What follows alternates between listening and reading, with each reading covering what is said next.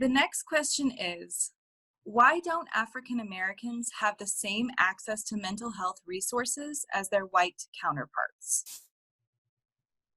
You know, I'll just kind of throw in there, according to the Office of U.S. Surgeon General, I believe it's right around 20 to 22% of African Americans live in poverty. So these individuals are at particular risk for mental health illness due to just kind of overrepresentation in certain populations, such as homelessness, incarceration, children in foster care, victims of serious violent crimes. So all of these social economic factors have created barriers to mental health services. Absolutely. I think, it's kind of looking at Maslow's hierarchy of needs, right? If you're not getting your basic needs met, like food, shelter, water, safety, it's really hard to conceptualize or prioritize mental health at that point. So that's difficult.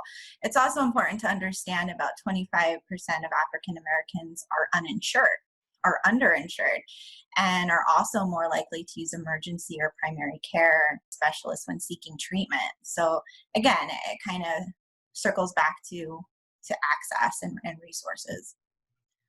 I also think that it kind of shows how there's like a lack of representation of African Americans in the psychological fields. I think due to a large stigma in these populations, there's just kind of a downplay on mental health in general. It's kind of looked as like, oh, that person's just funny, or they just need to prey on it, when in reality, a person actually needs some support from outside resources.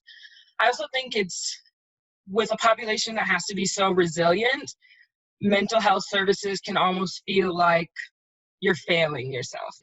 You're supposed to be strong. Like, I think, especially with Black women, they're labeled as strong Black women.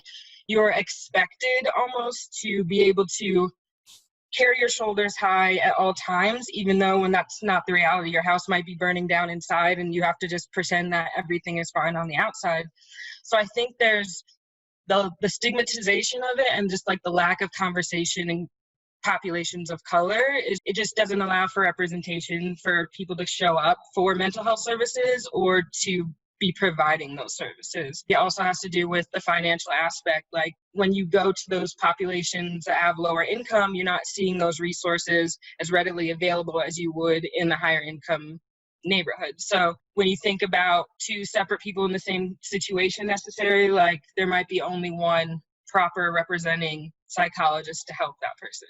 With the increase of Black people in fields of mental health and behavioral health, there can be an increase in access and reach to those populations. But without that, there's going to be no change, because I don't want to go to the therapist and talk about problems when I know you can't relate, or when I know you might be doubting what I'm saying. So I think a big part of it is just destigmatizing. We need to talk about it more in those populations and know that it's okay, that having any type of mental health episode or whatever condition that you might want to call it, that it's okay. People have that. Everyone is going through life differently, and life isn't linear. Everything is changing all the time. So I just think increasing those conversations and ensuring those communities that it's okay to talk and that it happens to everyone is a key factor.